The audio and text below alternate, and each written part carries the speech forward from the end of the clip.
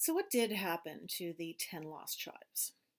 Well, they really didn't get lost, they just got absorbed. This is Israel, my interestingly drawn map. Up here was the nation of Assyria. Israel was here, that was the northern kingdom. Judah was down here, and Samaria was in the middle. Now, I'm also going to include Egypt down here because they came into the story.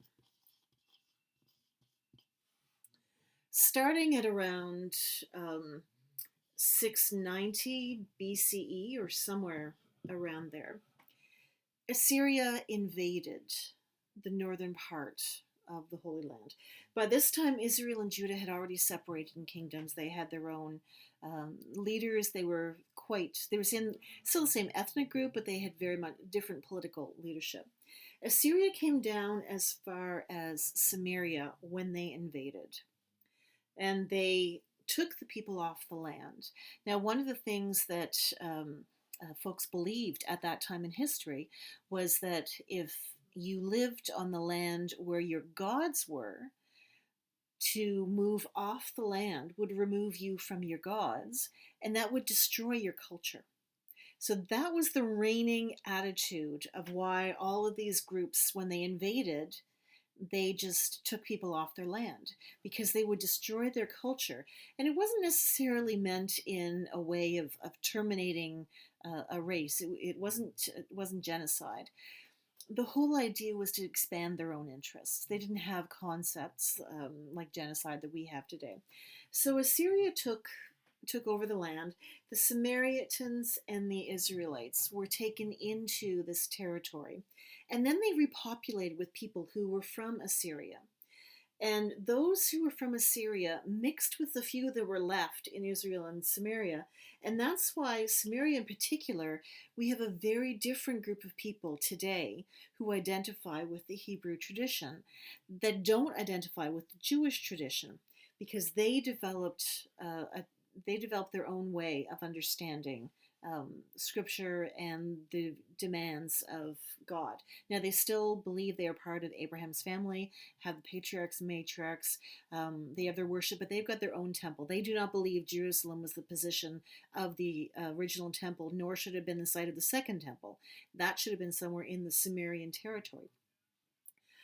Anyway, Judah was watching all of this. And some Assyrians had made it down into Judah, but Judah had called for help from the Egyptians. So the Egyptians came up and they helped Judah avoid the Assyrians.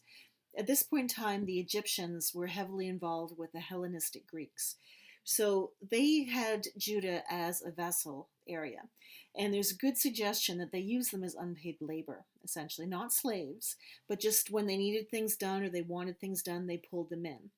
Now, the Egyptians, for the most part, didn't care how the folks in Judea worshipped or took care of things. They just wanted them to do the political will of the Egyptian folks. So these Judah, and I believe Benjamin was the other tribe that was here in the bottom. The 10 tribes were up north. So the 10 tribes were lost from these areas and assimilated. When Babylon took over around 500 BCE, Assyria at that point in time had over 200 years of assimilating the people of Israel. If there was family traditions that they belonged to one of the tribes, that was fine, but there was no sense of nationhood in the people who had been assimilated. And one of the other differences, we talked a little bit about in another session about Babylon taking over Assyria, taking over northern Israel, and going down into Judah. One of the differences with Assyria, when they were no longer in charge of this area, they did not make a political statement that everyone could go home the way Babylon did. When the Babylonian Empire fell, they intentionally sent the Judeans back. They had kept them in a group and they sent them back. Nothing happened the same with Assyria. By the time Assyria was done, they were done. They hadn't really thought about these people for ages. So those tribes have basically been assimilated into the culture that would eventually become Persian. So we talk about the 10 lost tribes, and we see items in Revelation where it says so many from each tribe.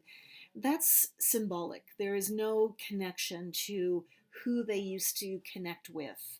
Um, Legends pop up about them having gone down to Ethiopia. You know what? Some probably did, but there's no way we can trace historically where the northern tribes folks actually went.